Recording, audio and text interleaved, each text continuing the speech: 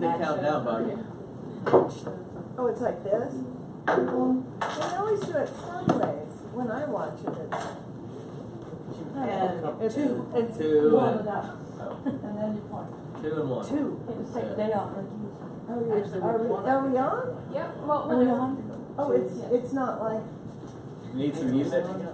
I would, but it's kind of losing its momentum. Whatever it is. Okay. I'm golfing today. It's not Saturday. Yeah. And you have to have somebody that comes on and warms up the audience. Are you warmed? Yes. Okay. I'm toasty. It was hot in our office. Good morning. Good morning. How's everybody today? Well, we have an exciting guest today. Someone who has brought some interesting dynamics to our village family. And I can't wait to delve into this. So, without further ado, we're going to bring on down Rob Drimmer. The price is right.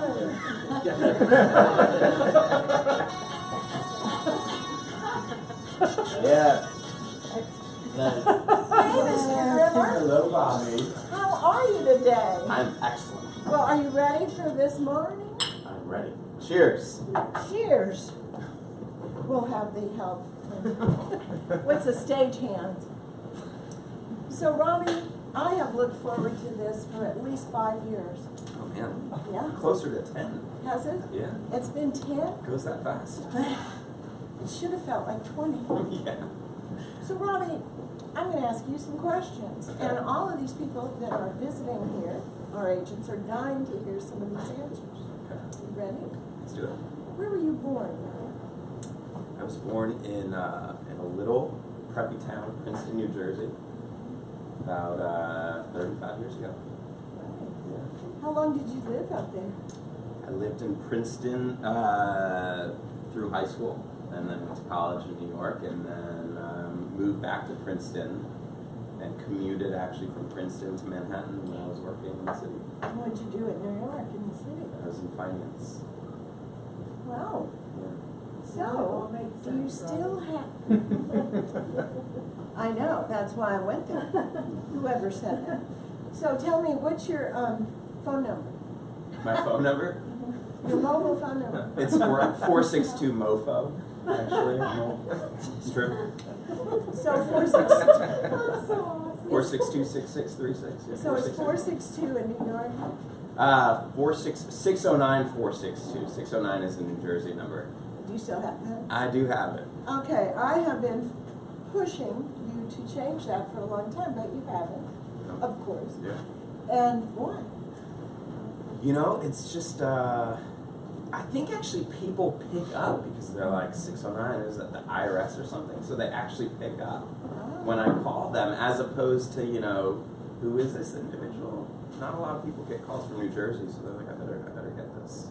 Or the mafia. Or the mafia, right? Yeah, right. Yeah, Jewish mafia. So what, in goodness, brought you down to the south from the north? So you're actually a real northerner. I am a Yankee. See, in case you were wondering. So what brought you down here? I moved here around 10.5 years ago in a relationship, actually, and fell into real estate a couple months after I got here, and fell out of my relationship. Fell in love with the city, and just can't kick me out. It's yeah. It's tried. quite different.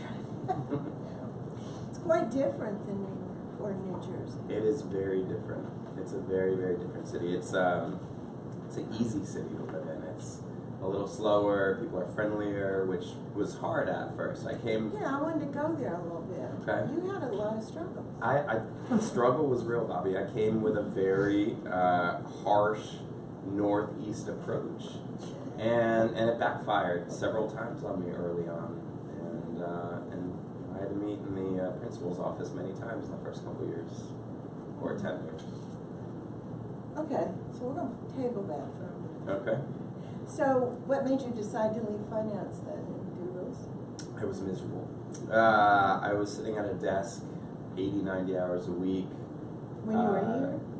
No, in New York. In New York. And it's not where my passion was. I'm a people person, and I was dying sitting at a desk all day long, and I just wanted to be out, and I couldn't take it anymore. So did you do real estate?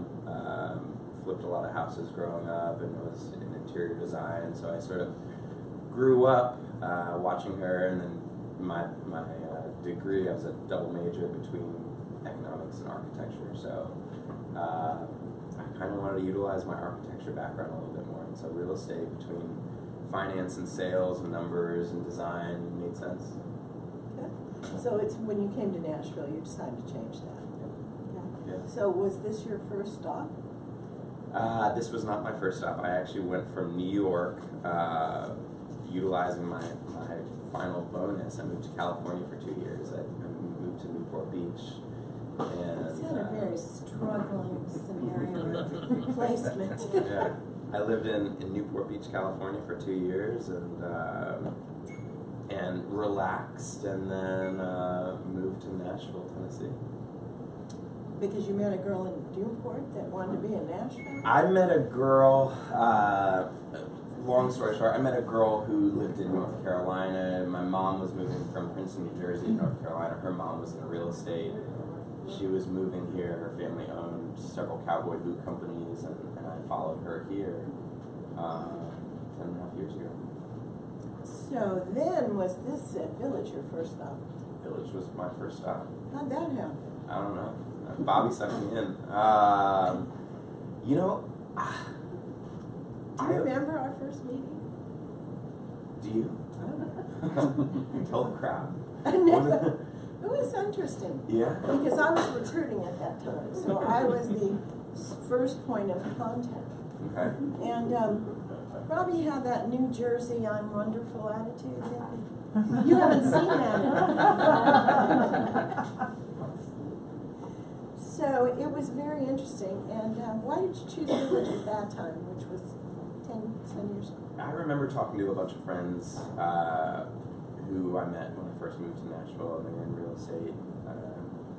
Several of them had worked for Village or worked at Village, and I kind of asked them a bunch of questions about, hey, I've never done this before, where do you think I should be? And everyone sort of pointed me towards Village as great education for new agents, and good mentors that if you have problems, which you will, they're there for you. So. And a lot's happened to you in 10 years. Yeah. One of the things major is you dumped that first girl and you met someone else. Yeah. And who is that? I met my wife, Maura, and Which was a real blessing. yeah, I mean, she saved you. She did. Yeah. I don't know how I got her. We Bobby, met. you act like you needed saving. She's still working on it. Oh no, Mara's done it beautifully. She has. She, Along with another little friend. Grayson. We have a 2-year-old boy. That'll do it. Yeah. Mara, was here for a fellowship. She went to Stanford for grad school, and she was at Vanderbilt for a year medical program.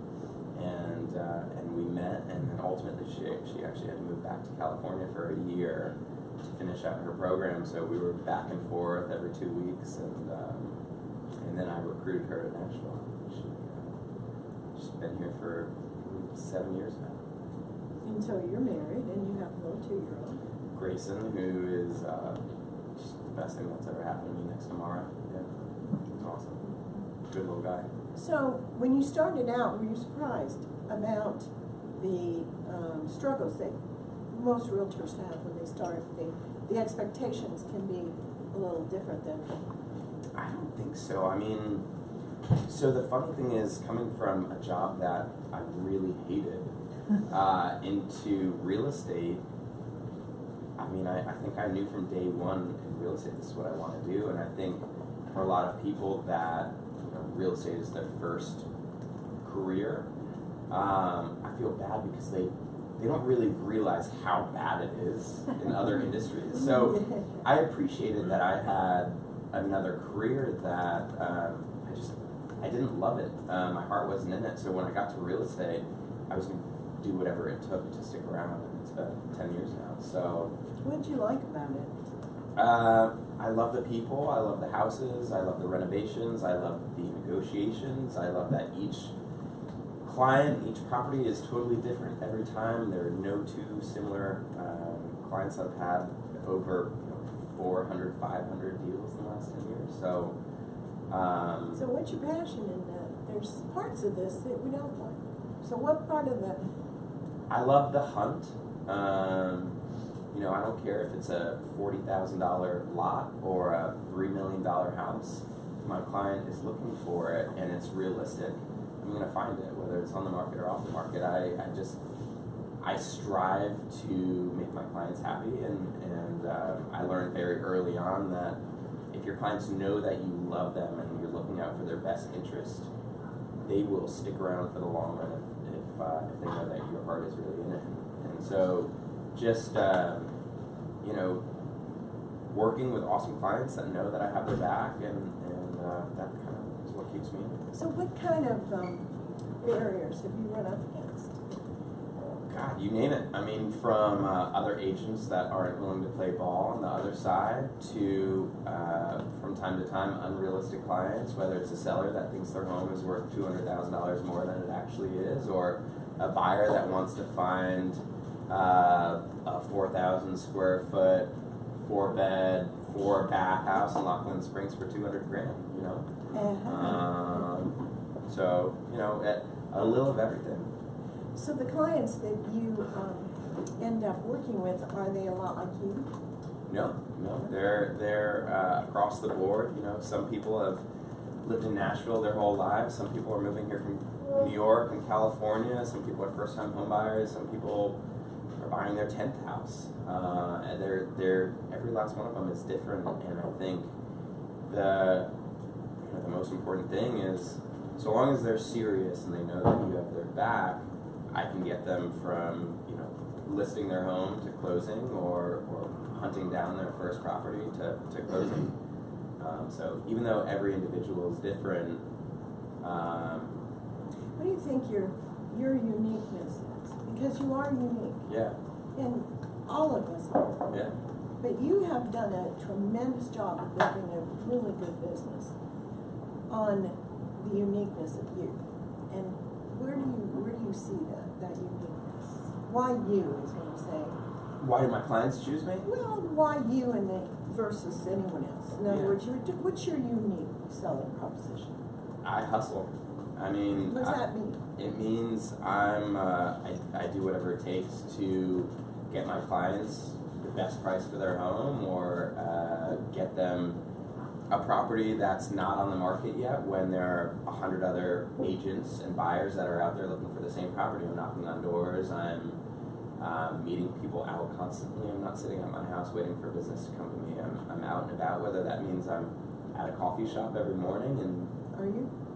yeah, I mean, I'll walk to Ugly Mugs, which is 2 blocks from my house, grab a cup of coffee, and it's very, very rare that I don't run into at least 2 or 3 people every morning that I know. And I don't typically, the first thing I talk about isn't real estate. People know me in the neighborhood as this local guy that lives around, and they see me at restaurants and coffee shops and running groups, and they'll see my signs as well and see me at open houses. But I'm not just the real estate agent. I'm a person that lives in the neighborhood, and they can connect with me because I sell a lot of houses in East Nashville. So would you say that's your primary selling? Yeah, I'd say that I kind of fell into it 9 or 10 years ago. When I moved to Nashville, I was living downtown at the Viridian, which was a luxury high-rise, and it was great. But I found myself every day showing properties in East Nashville, or at coffee shops over there, or running groups. And so ultimately I was like, almost out of laziness, I should live in this neighborhood, it'd be a lot easier. And then you drive past houses on a daily basis, you see coming soon signs, you meet people hearing about selling their homes. So ultimately you can become the expert if it's an area that you live in, you're around it 24/7. It's a lot easier to really know homes inside and out. And so It's kind of like Mark's 1 mile radius. 100%. Yeah, yeah. You just chose another local spot. East Nashville worked for me. It was the closest to home for me. It's the most liberal, open-minded part of town, I find. And even though you have a lot of people that are Nashville natives that now live there, you also have a lot of transients from all over the country, and I could relate to all of them. And it was just easy to live there and be walking down the street, and if someone recognized me and asked me a question about a house, I'm there. You've had to learn some hard lessons Yeah. in the last 10 years. Give us an example of a couple of those lessons. I mean, I think That's on here. I didn't surprise you. Okay. I came in, guns blaring. I came in with a Northeast mentality, which is just go, go, go, go, go, and that's not necessarily how everything always works in Nashville. And so I burned some bridges early on, whether it was with buyer's agents or listing agents, because I was fighting to get the deal done, but ultimately I realized that's not how you do it in the South. It's all about the long-lasting relationships, and so yeah, it wasn't easy at first. I'd say I'm a very passionate person, and so I never meant any harm towards any agent. So if you're out there and you're listening, I'm sorry. I think some of the agents that I was trying to get that on film. Yeah. Some of the agents that I worked with 10 years ago, that the transactions weren't easier. We've since done 2, 3, 4, 10 transactions together, and they've also seen little Robbie Drimmer change a little bit. So The Softening of Robbie Drimmer. yeah. That's a book title if you ever heard of it. Yeah. I'm on chapter 47 right now. I was 35. Yeah. So you've been able, though, in this business, which is pretty consistently over the years in the high producing range. So you've been able, though, to enjoy life. You take tremendous trips. At least I think you do, unless you just have backdrops at your house of ski slopes, and you just do selfies in front of your backdrops. But you do take. Yeah, I mean, travel is definitely one of my passions. My wife's as well, and my son Grayson is 23 months, and he's been on 47 flights. So, for me, travel and exercise are my two addictions that really help,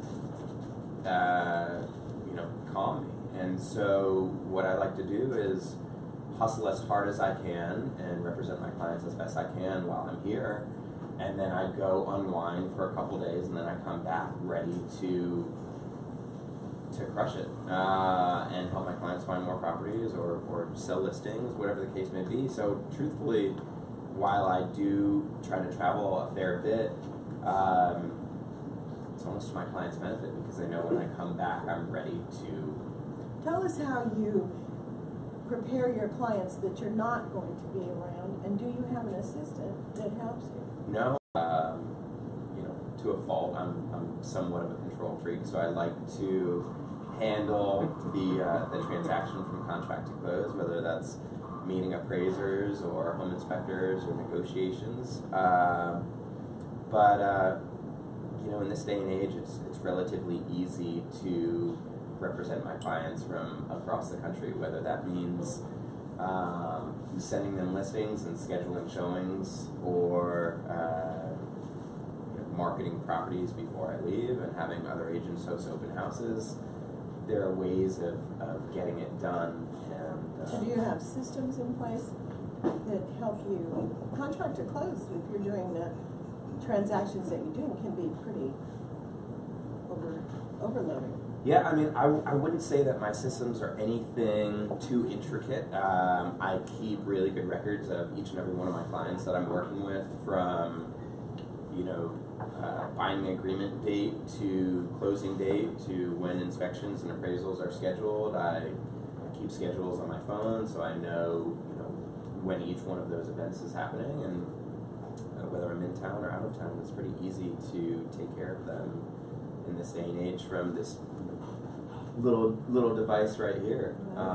So do you do any marketing of yourself, or is it really just the one-on-one in the trenches, walk around, talk, meet? I don't know if I've ever spent a penny marketing myself. It's just being out there. I see a lot of agents that will sit in the office 24/7 or sit on their computer making spreadsheets. That doesn't work for me. I'm walking the streets, and that's not necessarily looking for clients. I'm out in my community running or walking my dogs or taking Grace into a restaurant or the playground, and I genuinely like people. And so I start talking to people, and ultimately they ask what I do for a living, and I tell them about my career in real estate and that I live in the neighborhood, and I take every last one of my commission checks and I buy rental properties with it. So I believe in the product that I sell. And that's an interesting. So you've been building a portfolio for your own. Yeah. Mara and I have been buying rental properties for the last 10 years. We started with, $80,000 dilapidated Victorians in Cleveland Park and moved to smaller commercial buildings, and ultimately it's just another aspect of real estate that I love, whether it's renovating a property to make it beautiful for a tenant, whether it's residential or commercial, or working with my tenants to make sure that they're happy in the properties that I'm providing them with, or the passive income that allows me to continue to travel and live the life that I do. And the one thing that I realized early on is I don't ever want a client to feel like I need to sell them this house to pay my mortgage, because that's not how it is for Mara and I. We have plenty of passive income so that if I don't sell another house for the next 10 years, it's completely fine. And so when my clients realize that I'm out there showing them properties because it's genuinely what I like to do, they're at ease, and they don't put up this wall of he's only in it for the commission check. They really do believe that I'm out there trying to show them the most beautiful home that fits their needs. And quite frankly, if I walk into a home and I personally wouldn't buy it myself, they know it right away, and they know, oh, Robbie wouldn't buy this, let's move on, or I'll walk into a home and want to buy it for myself, and they know, okay, this guy is a real estate. You better buy it or I will. I've said that from time to time, and I mean it. And there have been times when, my clients want a little bit more time, and I tell them, I'm going to pick this up. It's a really good deal, and I have. So, yeah. It's a completely different style, but I think there's some value to all in not having, I heard someone in this audience say several times, detach from the outcome. I think sometimes or freedom's just another word for nothing left to lose. When you start believing that if I don't get this, I'm going to die, or I can't pay my mortgage or whatever, that comes through. Oh, yeah. And that does mar the experience for the... Yeah, and it's more enjoyable for me as well. If I know that I'm out there showing properties because I want to, because I truly cannot wait to see this new Foursquare that's hitting the market, or this new bungalow a couple blocks from a coffee shop, I'm just as excited to see it as my clients are, and it's not for a second because of the paycheck, and they know that, because I don't need it. Do they know that? Oh, yeah. So that's part of your uniqueness. I don't need to do this, I want to do this. It's not, I don't come at it necessarily like that, but my clients all the time ask me, how many rental properties do you own? What, and they know that, they just kind of know that I don't need to sell them this house to make my next mortgage, and they are comforted by that, that I'm just out there trying to help them as best I can, and because I like it. Do you keep up with your past clients on a regular basis? Yeah, typically, as cheesy as it sounds, because I don't do necessarily massive client appreciation parties, but I'll friend almost every one of my clients on social media, and they will see on a daily basis, a post about a new listing of mine, or a sale, or one of my renovations that I'm doing for myself, and it's kind of just they're constantly reminded, oh, Robbie's in real estate, and so I'm not necessarily seeing every one of my clients on a daily basis, but through social media they see, oh, Robbie's renovating another house. He took it from this dilapidated old bungalow to this beautiful open concept, energy efficient home, and while I'm not necessarily doing that for them, they appreciate that I am trying to beautify the neighborhood, that they'll call me the next time they want to sell their home, or next time they want to buy an investment property, or the next time their friend says, hey, who's your real estate agent? So you have a really great support, I'm hearing, from Laura. Yeah, I couldn't do it without her. So how do you balance your relationship and your family life with this, what appears to me to be a quite busy schedule?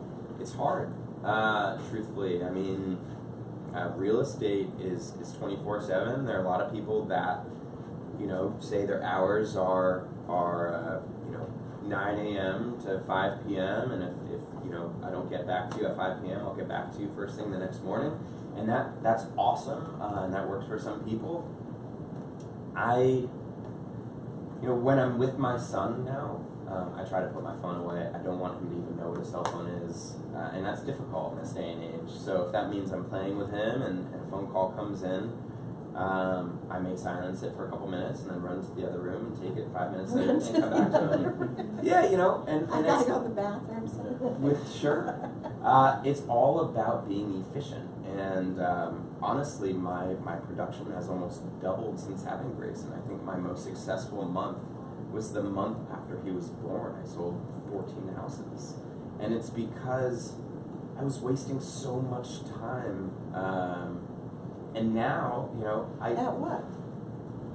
whether it's taking my time at the gym, or nursing my latte at the coffee shop, and now I just move from one appointment to the next, and I still enjoy my run every day, and my workout, or my coffee in the morning, or walk around the neighborhood, but just become more efficient and utilize. You say you're more focused in the time blocking that you have allotted for that. 100%. And I'm OCD about being on time. I cannot stand if I'm a minute late for my client. I really try to be as organized as possible when it comes to scheduling my clients and my family time and my gym time. And that's really, really important. But ultimately, I want to get home as quickly as I can so I can spend time with Mara and Grayson. Now she works also, right? Yeah. She's a clinical psychologist. She owns her own private practice, about a block from here actually, and she works 3 days a week and doesn't want to take on any more clients for the time being. I imagine you're quite a hefty client.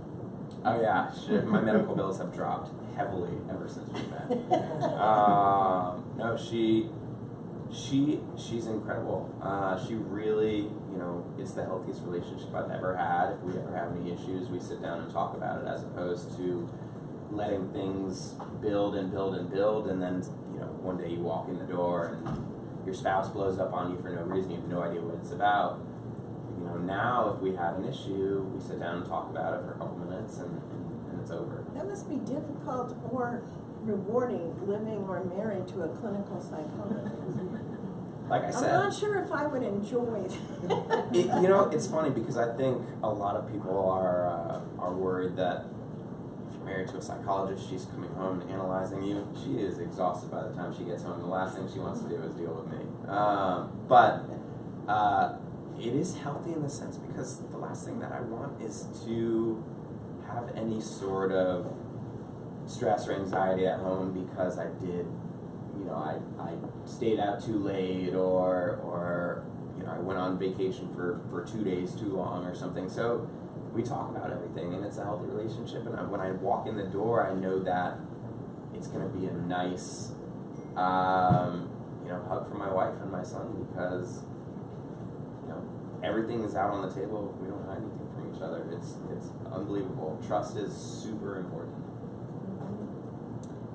in relationships at home and in business. Totally. So, what advice would you give to agents who are just starting out, that are just getting into the business now, which is different? 10 years ago, boy, that was not the best time to get into real estate, wasn't it? We were starting to go into the big decline. Yeah, I guess it was somewhat of a recession when I was getting into it. I would say that make sure you have your heart in it. If you don't do it. And that goes for anything that you do, whether it's real estate or finance or law or medicine. If your heart's not in it, life is short. Don't do it. You want to look back and be proud of what you did for a living, but also it's not going to just come to you overnight. I didn't sell $30 million of real estate in my first year. It's been 9 or 10 years building to get to that point, and you're not going to get it sitting at home in front of your television. Get out in the neighborhood that you're in, whether that's East Nashville or Germantown or 12th South or Franklin or wherever it is. Make sure that you are out in your neighborhood and you are the local expert. And then secondly, make sure that your clients know that you have their best interests at heart. Because when they know that, okay, he's not just doing this for a paycheck, he's doing it because he genuinely loves it, they will come to you time and time again. But the first time that, you're rushing and you just want to show them the house and you want to get it under contract and you don't care what you get it under contract for and you're pushing them through inspections, they'll move on to the next agent. So make sure your heart's in it and hustle. I sold my first house in I think 6 or 7 days, and it's because a seasoned agent gave me an opportunity to do an open house in Sylvan Park, and I went to the open house and I met a buyer there that also needed to sell their home off of Nolensville on Grandview. And I just talked to them. I wasn't necessarily pushing that home on them, but I was really interested in what they were looking for. So ultimately they invited me back to their home. I ran comps on it. I did my listing presentation. They gave me the listing. I got their home under contract in 7 days, and we went and found them a home that was beautiful in Sylvan Park. So we contracted 2 homes in the first 2 weeks, and I was hooked. I loved it.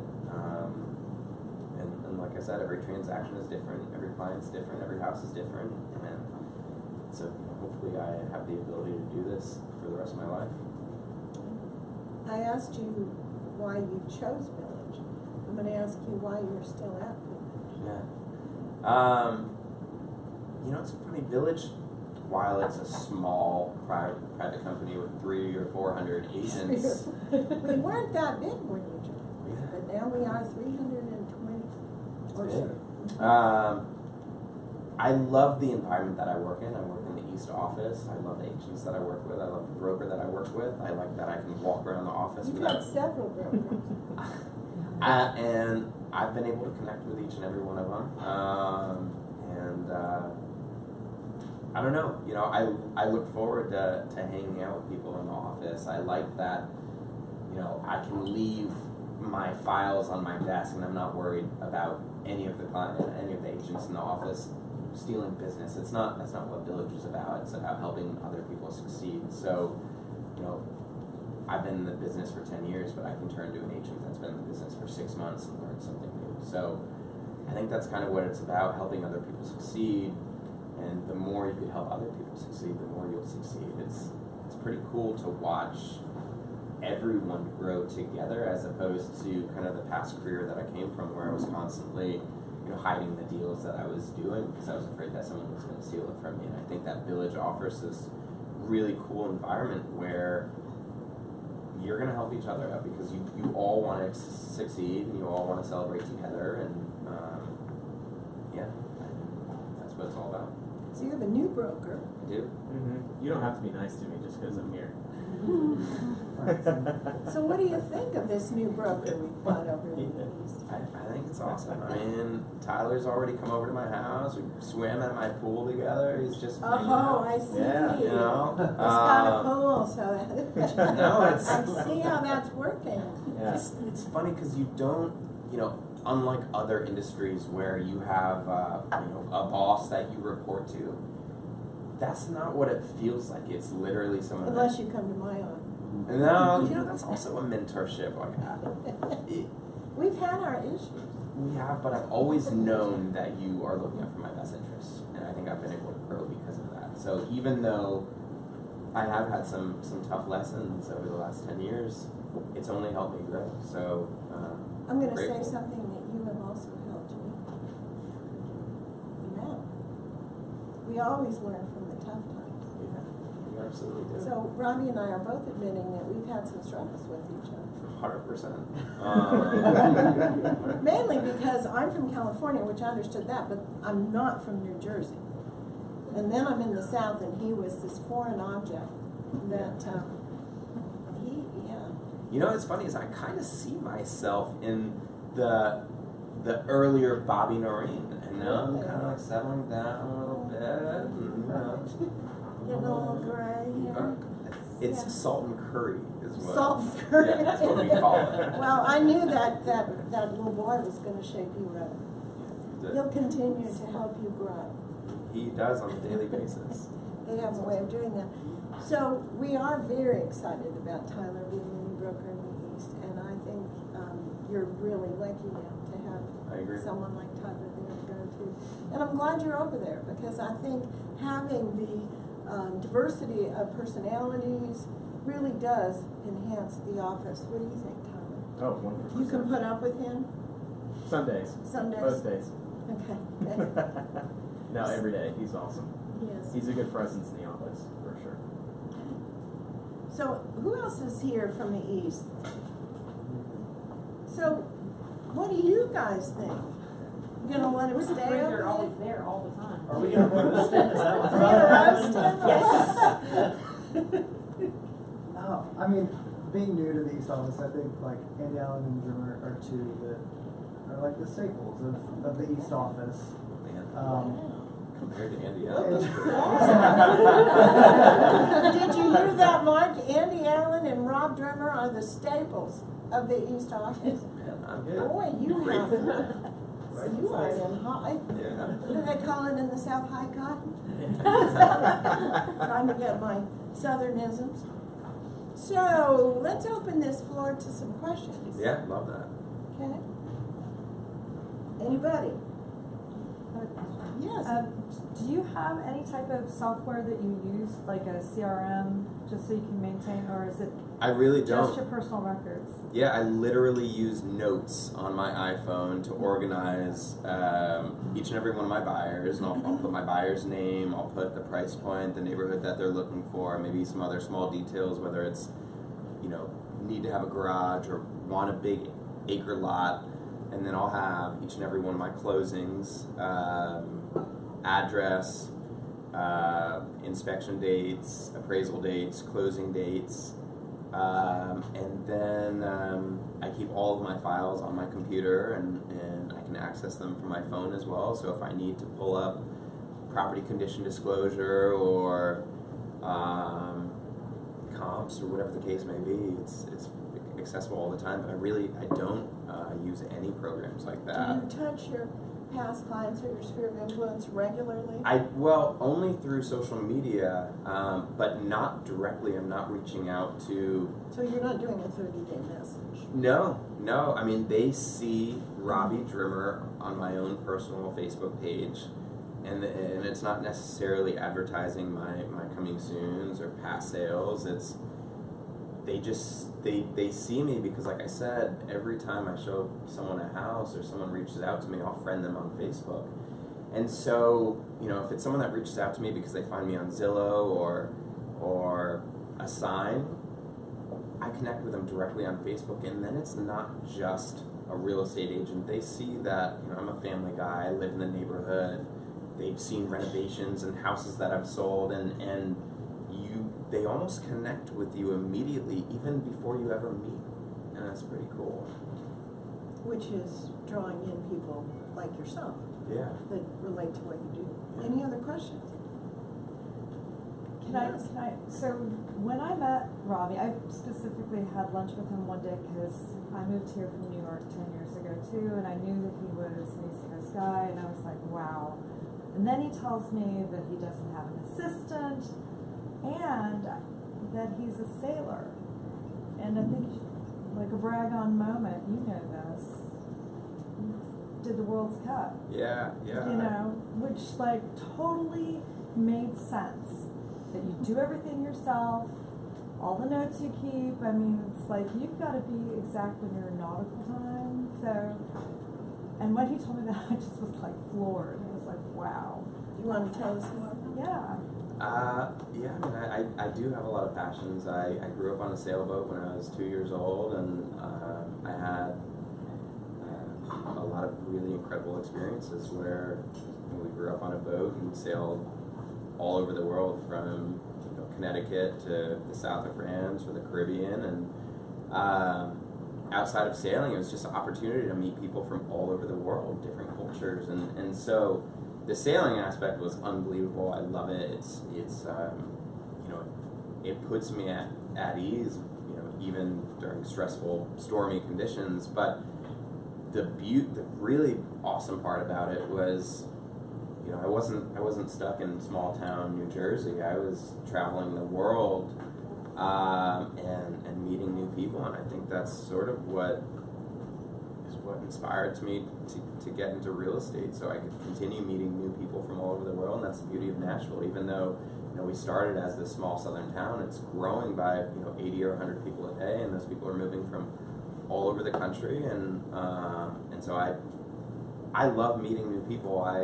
My mom jokes about, when I was in New York, I really did not enjoy what I was doing. My favorite part of the day was playing bocce ball in Bryant Park with the homeless people. And they never asked me what I did for a living. They didn't really care. They just cared that I was there playing bocce ball, hanging out, and it was just all about meeting new people and understanding their stories, and that's what life is about, It's just connecting with people, and everyone has something awesome to offer. Where do you advertise now? I really don't do a lot of advertising outside of social media. I will say that, truthfully, while I've never spent a penny on Zillow, I do make sure that each and every one of my sales is uploaded after closing on Zillow, and at the closing table, I will send my clients a link that says, please write a review for me. And so if you go on Zillow and Agent Finder and put in 37206 on the first agent, that pops up, and it's not because I've ever spent a single penny on Zillow. It's because of the number of sales and reviews that I've had, and truthfully, that probably brings in a dozen plus listings or buyers to me every year, because they're searching to see, okay, who's active in the neighborhood, and they'll pull it up, and I'm at the top, and I have great reviews from past clients, and so you ask them to do that? I ask them at the closing table. I send them the link, and I ask them to fill it out before they leave, because truthfully, we've all been asked to write reviews in the past, and maybe we have intentions of doing it, but life happens, and you get sidetracked and you forget. So I like to ask my clients when I'm at the closing table, hey, this has been awesome for me. Did you have a great experience? I said, absolutely. Okay, cool. Well, I just texted you a link. It'll take you a minute. Please write a review for me. It really helps grow my business. And I've never had a client say no, and I've also never had a client write a bad review about me. So that has definitely helped my business grow drastically, and I would recommend, whether it's, you could do that on Zillow or on Yelp or on Google reviews. Social media and online presence is super important these days, and you don't have to spend a penny to be noticed. So take advantage of that. That's good, very good. Anybody else? So, yes, Zelda. Robbie, do you get hit by all of these telemarketers with, new advertising product? On a daily basis. What do you tell them? I'll tell them, look, I'm not looking to spend any money on marketing this year. I really appreciate it.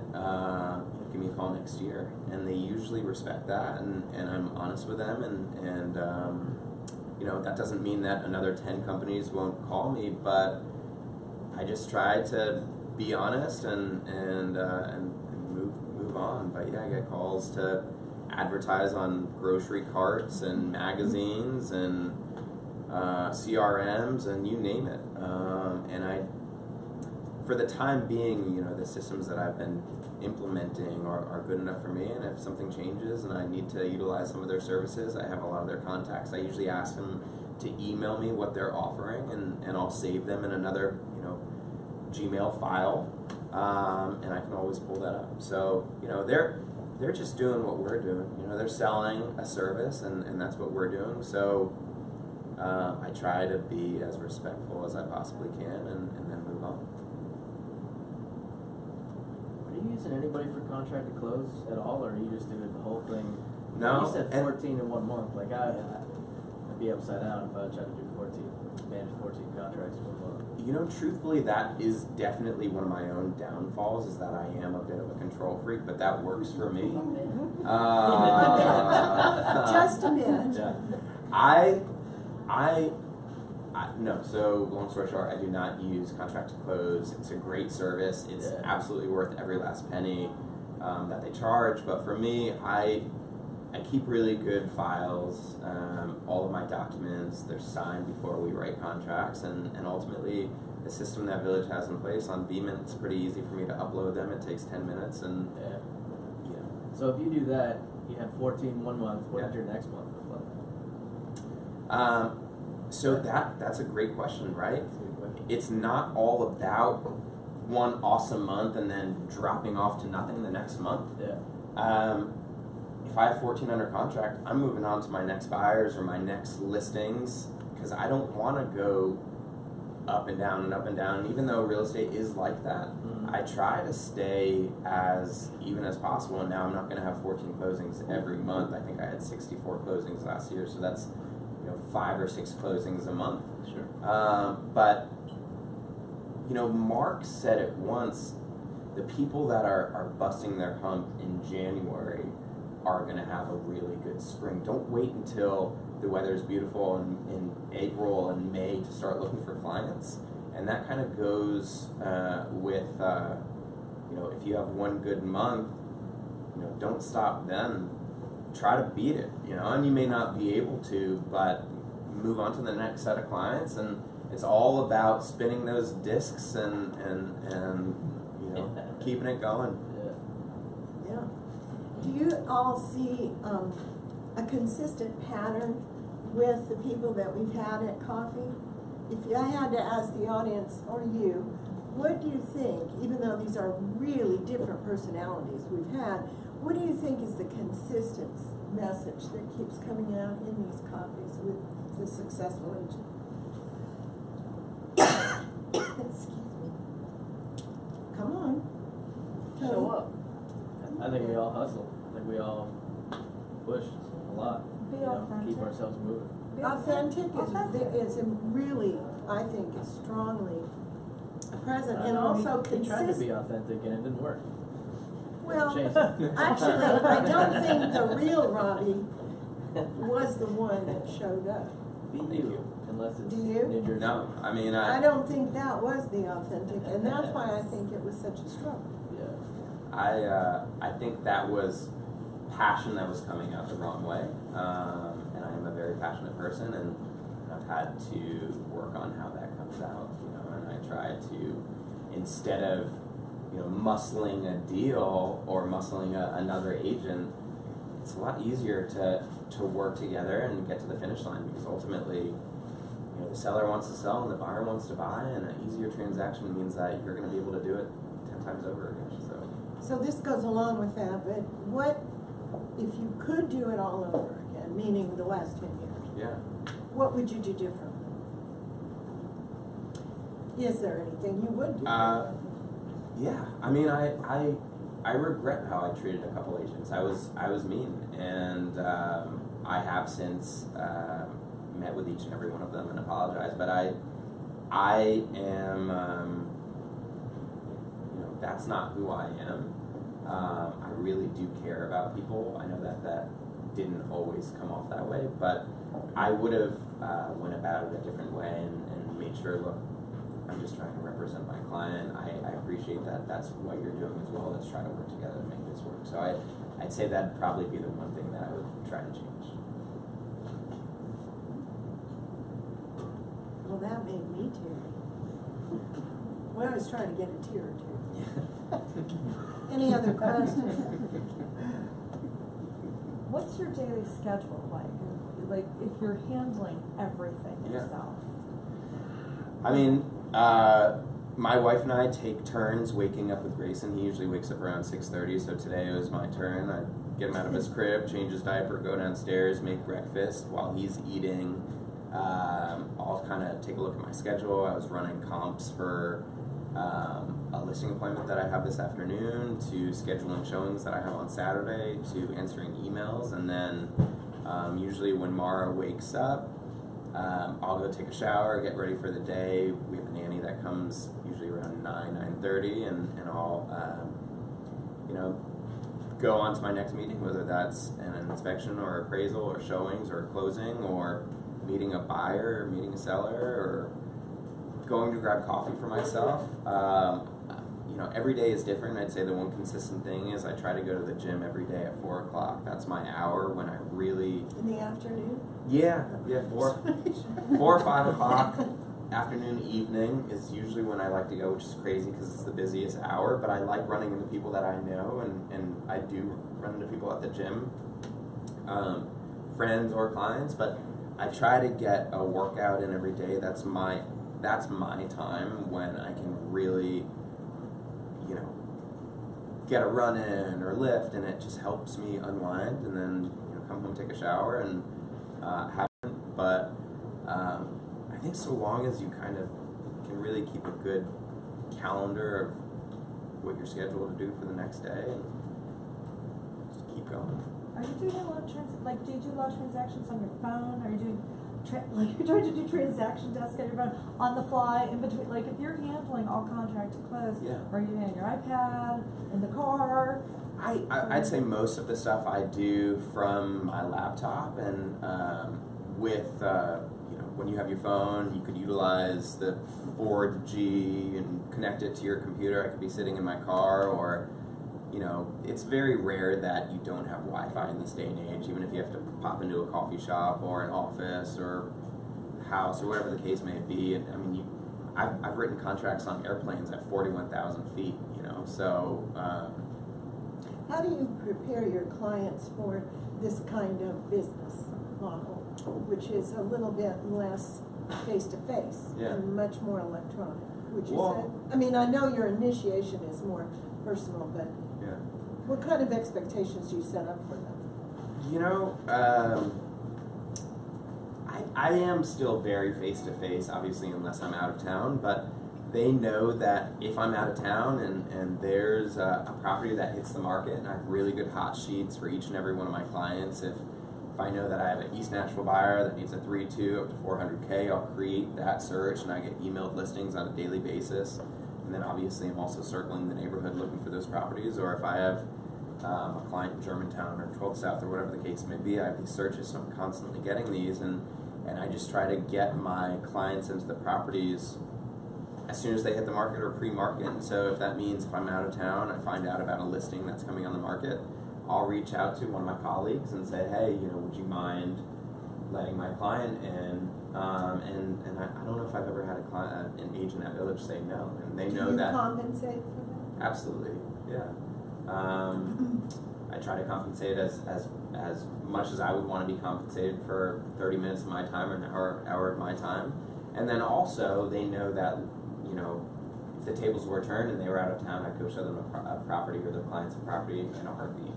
That's what it's about, and that's, because I know what I love to do. I want other people to be able to do what they love to do, and if that means they're traveling and they can't show a property, or they're at a gym, or whatever the case may be, I think the more helpful we can be as a brokerage to each other, the more successful as a brokerage we will be. So you're not looking to build a team? For the time being, I'm really happy working on my own, although, I will say that I have great lenders that I work with and great home inspectors and great title companies, so in a sense I do actually have a team. I just don't necessarily have other agents working with me. That may change in the future, I'm definitely not against it, and it works really, really well for other people, but for the time being, I don't have the other agents with me. That's pretty interesting. Different model. Zelda? You know those realtors that you see on TV, like those superstars, like Yeah. I'm going to repeat what you're saying because I don't think the camera Oh. can hear you. Okay. So Zelda said, you know those stars that are on TV, like, or realtors? Like, Yeah, those reality shows. oh, like Flip This House or Flop You know, This? like $1 Million Listing, all those guys. Oh, okay. Yeah. Mhm. Robbie, what do you think of those guys? Do you kind of aspire to them, or do you think? I love those shows. I watch them all the time. Honestly, I'd probably get rid of all the other channels. HGTV or Bravo are the only two channels that I watch. Do I aspire to be like them? Not necessarily, because while that may look really glamorous, those guys, that's a job right there. And it's funny that you say that because I've been approached about things like that in the past as well, and maybe it's my personality, I'm not sure, but I don't know. I like watching it on TV. I appreciate each and every one of them for who they are, whether it's $1 Million Listing LA or New York or Property Brothers or Listed Sisters or Masters of Flip or... And let's not forget. Right. And Nashville now has 5 or 6 different real estate reality TV shows too, and I think they're all really And interesting. Zelda, didn't you just do one? Yeah, currently we're day filming for House Hunters. So, Oh, cool. Yeah, my guys were selected from hundreds across the USA for this little story. Which Yeah. is great. I guess what I'm getting at is I know it's scripted and they want to add drama because that's what television's all about. But are there little things that you go, yes, I totally get that, and I would have done the same thing, or of what you see, or are there things like, yeah, that happens so often in real estate, we can be scumbags with time. We can be scumbags. That's an Australian. I mean... No, it's not. No. It's universal. Scumbags seem to be a universal. No need to translate. I like each and every one of the personalities. I think I pay attention more so to some of the renovation shows, and I appreciate some shows more than others because I think some of them have just unbelievable talent, and truthfully, I steal some of those ideas in my own renovations and put it to work for me.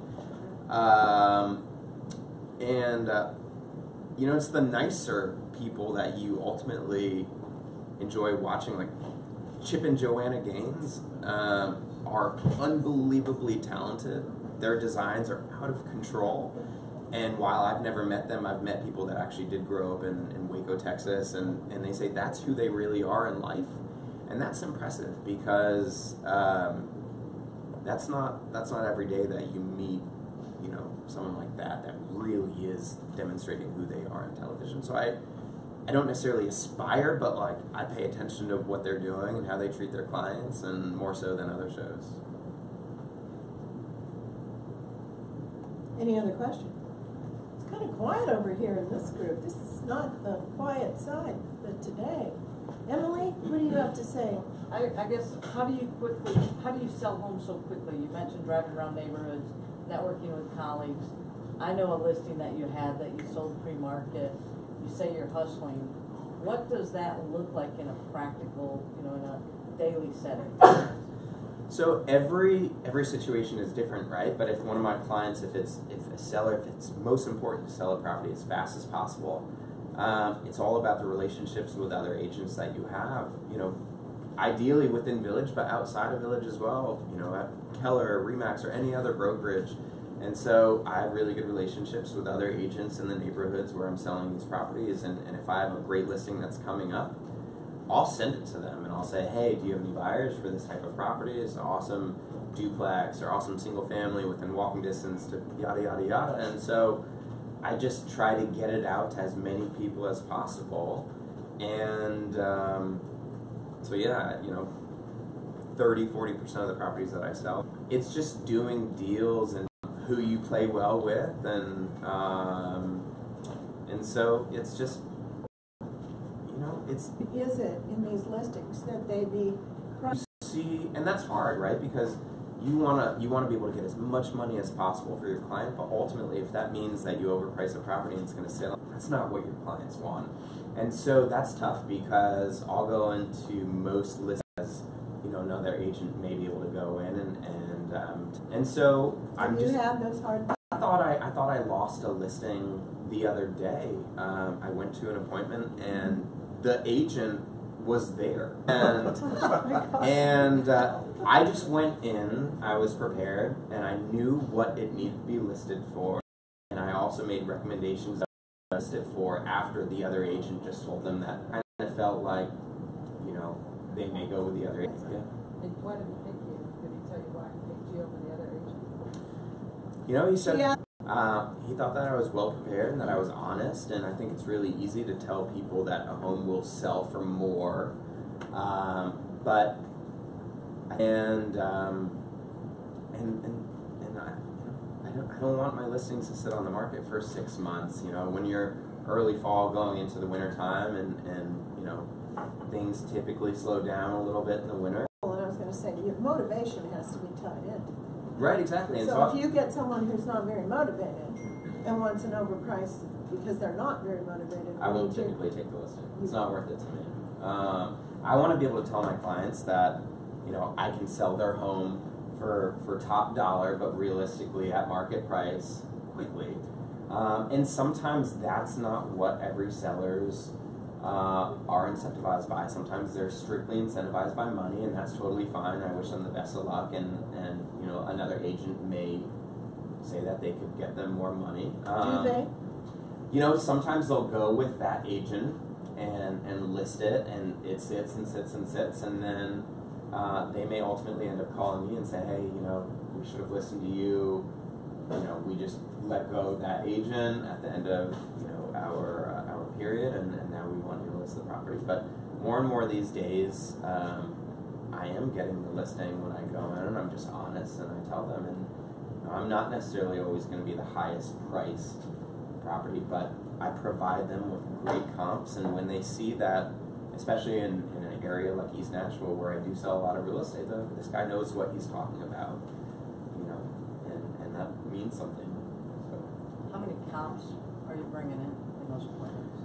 Usually 3 to 4 per property, and I try to be as realistic as possible, whether that means bringing in photographs of other properties, because, you know, when you print out a closed property in the MLS and you just see typically the exterior photo, someone may say, well, what about this one that just sold for $50,000 more? I'll usually, you know, have that comp and have photos and say, well, this one had an open concept layout and granite and hardwood floors, and yours has carpet and choppy and, you know, things of that nature, and they may say, okay, cool, well, I'm willing to make these renovations to get a higher price. And the other thing that I could offer is, because I do renovate a lot of homes, I've established really good relationships with subs over the last 10 years, and so I'm more than happy to recommend HVAC or flooring guys or drywall or roofers or whatever the case may be, and that's a service that my clients really And how do appreciate. you protect yourself from that particular liability or potential risk Yeah. of offering recommendations of subs that may or may not perform Well, I mean, up to their expectations? usually I won't recommend someone that I haven't used myself dozens of times over and over again. And a lot of these subs have keys to my own private primary residence, and so yeah, that's always a risk. But I'm not gonna Google a roofer and send my client them. I'm gonna send them someone that I've used and have been really, really happy with, because they offer, you know, the same standards that I try to offer, and the same services, and a great price, and easily accessible. And in this, honestly, And they have a need not to let you know. right, because I send them a lot of business. What about when you first started though, and you needed subs? Like, were you just asking people that you trusted? Who's a roofer that you know? Like, how did you find these subs when you first started, when you didn't have relationships built already?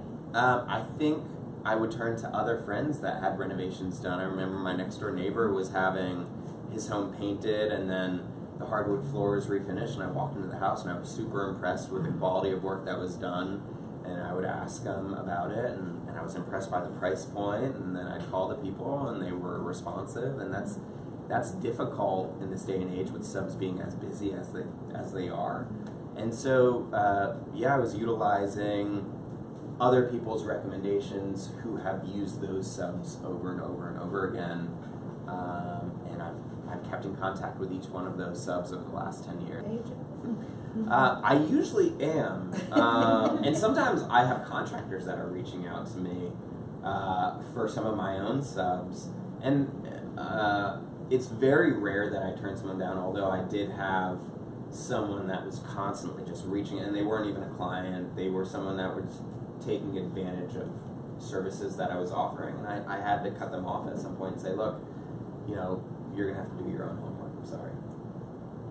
So when you were starting out as an agent before, like in just building your business, because you said that, now you just generally get the listing because of your reputation. I mean, what kind of stumbling blocks did you come up against in terms of just growing your network of friends? Or was it because you had established, you had a girlfriend here, so you could hook into that community of people, or just, being new to Nashville? I didn't know anyone outside of my girlfriend when I moved to Nashville, and so I leaned on other agents to help me grow my business. And if that meant, these seasoned agents that had 10 listings, and obviously they can't host an open house for every one of those listings, I was offering. And I'm surprised actually sometimes by how many new agents, I'll reach out to them and see if they want.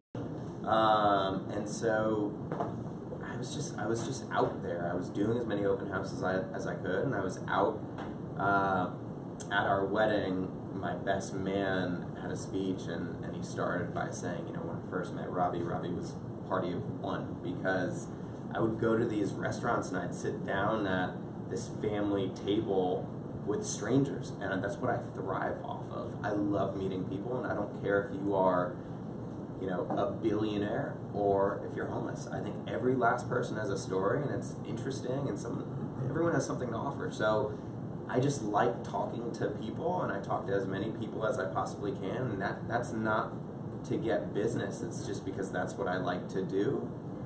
But oftentimes people are like, well, this guy's like, we really connected, he liked talking and he liked listening, and so ultimately when they find out that I am in real estate, they'll turn to me and they'll ask me to represent them as a buyer's agent or represent them to sell their home. And so be yourself, I guess, but try to get out there as much as possible, and don't be afraid to talk to people, and also don't be afraid to, you're not familiar with that area, do your research, talk to agents that sell a lot in that neighborhood, call a colleague and say, hey, where do you think I should price this home? And sit down with them and look at comps and learn the neighborhood, and so don't be afraid just because it's something that you haven't done before, because that's how you learn. When we all got into real estate, there was always the first house that we sold or the first buyer that we represented. And they're a first for me even 10 years later. And like I said, I'll turn to seasoned agents like Andy Allen, or I'll turn to younger agents that have only been in the business. Like when Robbie Stone got in the business a couple years ago, I turned to him after only a couple months because he was this social media guru, and he was just crushing cool advertising through social media. I was like, that guy is unbelievable, and was super successful. And so you learn off of other people, and it's not just about the people that have been in the business for 10, 20, 30, 40 years. You can learn from everyone. So did that answer your question? A little. I was just wondering, like, in those conversations with everybody you meet, you're handing your card out, you're like, at what point were you like, wow, I'm actually like, I'm on a roll here. I'm the guy in East Nashville. I mean, wow, this is like all the stuff that I've been doing and putting out is really it took gaining time momentum. Because there were other agents like Andy Allen and Cindy Evans that had been in the market for 30 and 40 years, so it was hard for me year one to pretend that I was the go-to East Nashville guy, but I just tried to be out there at restaurants and coffee shops and running groups, and again, not necessarily selling that I'm the go-to East Nashville guy, but just being out there, trying to kind of be everywhere, and people, started to grow that reputation as the guy that sold in East Nashville and lived in East Nashville, and they saw me out at restaurants, they saw me in running groups, they saw me walking my, Datsuns around the neighborhood. And so it took, I'd probably say if I've been in the market for maybe 6 years in, and typically, the national average is, people buy and sell every 5 years. So, at that 5 or 6 year mark, I started getting a lot of repeat business with clients that I may have sold a first-time home buyer property to, and we're going to turn around and sell it, and they're going to buy a larger home in the neighborhood. And then I started getting referrals from clients that were really happy and knew that I was trying to represent them as best as possible. So it takes some time, You're not gonna. It's very rare that you're gonna be, the go-to guy your first year. But I think just work as hard as you can, represent your buyers as best you can, and stick in it, because there are gonna be good times, there are gonna be bad times, but there's always an opportunity, and just be yourself. I think, One more. One more. This may wrap it up. Uh-oh. How many additional full wall murals are you gonna put in the East Nashville office? Do I have any murals of myself? Oh my God, every wall, right? Except for the one that's What? missing. You're gonna. haven't- He doesn't have any. I'm waiting to, I was gonna run over there. Exactly right. Yeah. I mean, it's not through your own desire to not have any that you don't have any. I have. Is there something going on over there? I don't know. I own a billboard at the busiest intersection in East Nashville, so I made The Nashville sign? Eastland and Gallatin. Oh, well, there's that one, yeah. With the new Mark, arrow. do you have something you want to share about that? Yeah, you seem to have a lot of balls in the air. I was wondering if you could literally juggle those things.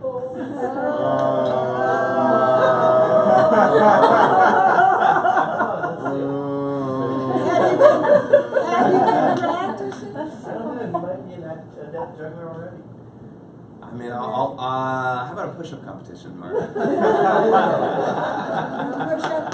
Well, I can tell you, if you haven't started juggling, you better get on it. Tony?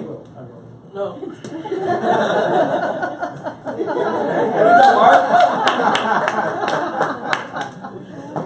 Does that count? Good job.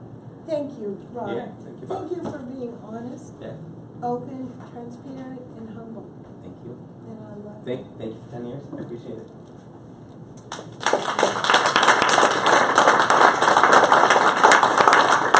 Next month we have is October, and you know what? I don't know who we have next month. So stay tuned, because it's always a surprise, but it's always worth it. Thank you very Have much. a wonderful day. Yeah, you too. Kiss your I will.